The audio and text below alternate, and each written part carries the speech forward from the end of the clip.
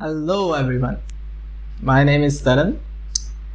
जो कि बिलीव करता है कि जो फाइनेंशियल फ्रीडम है एक ऐसी ब्यूटीफुल थिंग है कि जिसे हम सबको एक्वायर करना चाहिए और हम सबका हक भी बनता है कि हम फाइनेंशियली फ्री होके, इंडिपेंडेंट होके, अपना फुल कंट्रोल के साथ अपनी लाइफ को पूरी अपनी मर्जी से और कह लो कि कंप्लीटली जी सकते हैं और अपने जो इनर पर्पस है, अपनी ओन सेल्फ है, उसको डिस्कवर कर सकते हैं।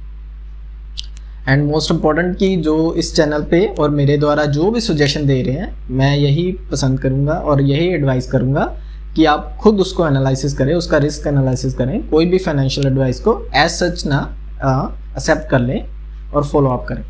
आप अपनी स्टडी करके, रिसर्च करके फिर आप अगर आपको ठीक लगता है तो उसको फॉलो अप करें। और जैसे कि हमने फाइनेंशियल फ्रीडम पे इतनी बात की है, तो मैं ये सोचता हूँ कि आज का जो टॉपिक है आपका, अब तक जितनी बात हो चुकी है उसके हिसाब से अगर मैं मानूँ तो थोड़ा सा क्या होमवर्क की नीड है। आई थिंक कि होमवर्क थोड़ा सा तो बनता है ना, कि अगर हम एक ऐसी ब्यूटीफुल थिंग एक्वायर करना चाहते हैं जो कि आज के टाइम पे बहुत ही ज़्यादा मुश्किल लग रही है, तो क्या है कि थोड़ा सा होमवर्क तो करना ही पड़ेगा ना। मे बी इस पेन टेकिंग, पर क्या करें, करना तो पड़ेगा ही ना। तो एक्चुअली क्या है कि वो होमवर्क भी नहीं है, मेरे लिए तो काफ़ी इंटरेस्टिंग पार्ट है। जैसे अगर मैं अपना एक्सपीरियंस बताऊं तो I like it very much, कि जो भी है कि बुक्स पढ़ने का मेरे को बहुत शौक है।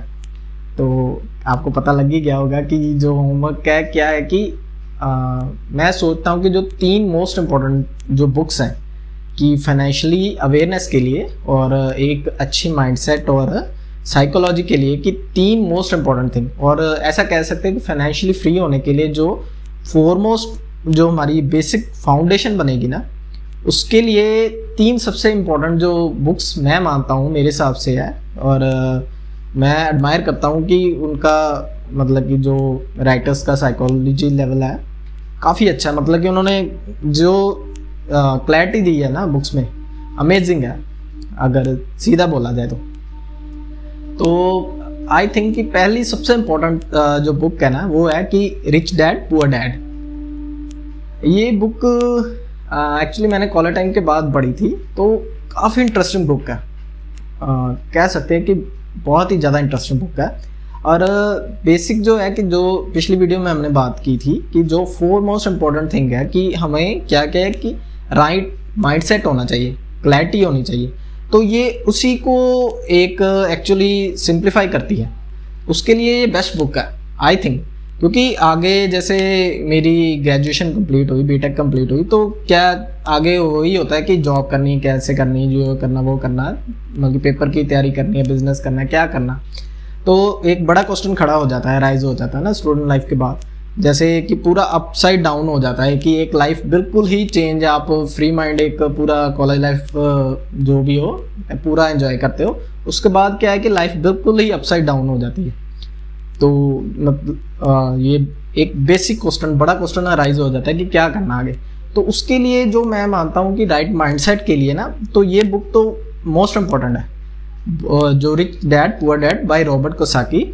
उसमें बुक में बेसिक है कि सारा अंडरस्टैंडिंग के बारे में बात हुई है कि कैसे वर्ड सिस्टम जो है कि चल रहा है, कि जो पहले जो मेरी एक इमेजिनेशन थी कि बस जो मिल जाए लाइफ सेट हो जाएगी, बस कमाएंगे, खाएंगे, पिएंगे बस।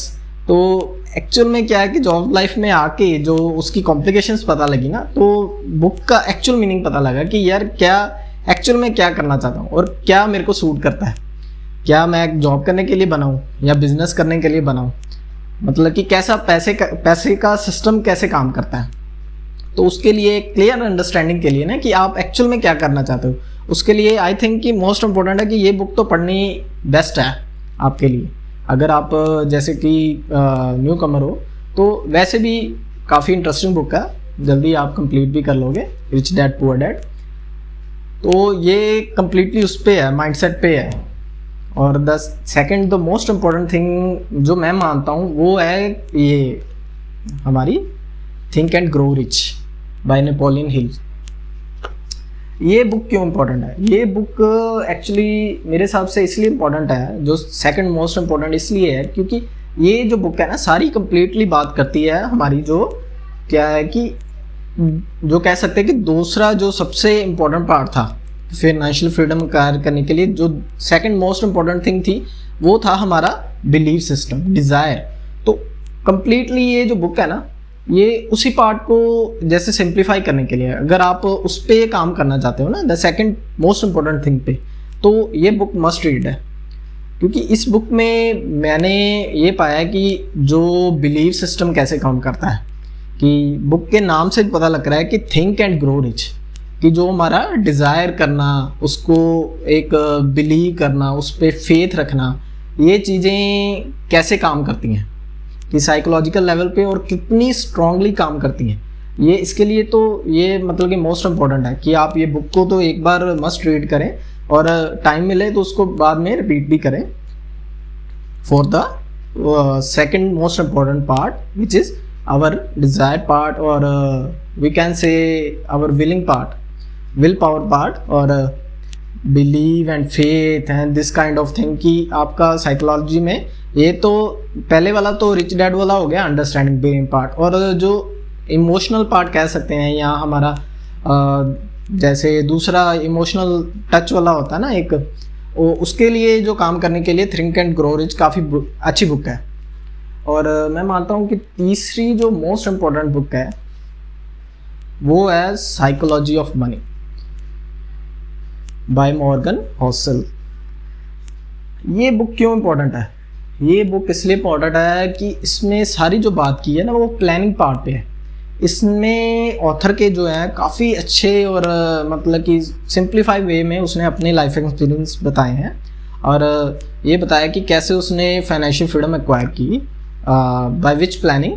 तो जो तीसरा हमारा मोस्ट इम्पॉर्टेंट पार्ट था फाइनेंशियल फ्रीडम एक्वायर करने के लिए, प्लानिंग पार्ट, सिस्टम पार्ट, उसके लिए एक गो थ्रू होने के लिए कि कैसा एक सिस्टम इफेक्टिवली रन करता है, कितने सालों में ऑथर ने खुद एक्वायर की फाइनेंशियल फ्रीडम।